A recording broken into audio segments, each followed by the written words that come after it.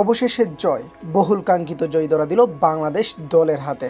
এর আগে টি-20 বিশ্বকাপে দুবার শ্রীলঙ্কার মুখোমুখি হয় টাইগাররা, তখন জয়ের দেখা পায়নি। দু দলের সর্বশেষ সিরিজও 2-1 ব্যবধানে গেছে লঙ্কানদের পকেটে।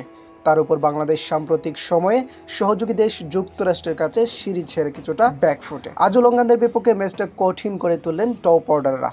হৃদয় জোর ব্যাটিংয়ে শেষ দিকে দুকতে 2 উইকেটে জয় পেল বাংলাদেশ দল।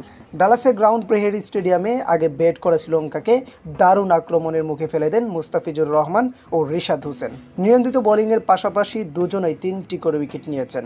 ফলে সর্বসাকুল্যে 9 উইকেটে মাত্র 124 রানের পুঁজি দাঁড় করায় ওয়ানিন্দু হাসানাঙ্গার দল। সেই রানের চাপও শুরুতে নিতে পারেনি টপ অর্ডারে নামা সৌম্য সরকার, তানজিদ হাসান তামিম ও অধিনায়ক নাজমুল হোসেন শান্ত। 30 রানেই 3 উইকেটে হারানো বাংলাদেশ পথ খুঁজে পায় তাওহিদ হৃদয়ের কল্যাণে। তিনি যখন ফিরছেন তখন জয় পেতে 50 বলে 34 রান দরকার টাইগারদের। সেই ম্যাচটাই কিনা কঠিন বানিয়ে ফেলেন সাকিব আল হাসান ও রিশাদ হোসেনরা।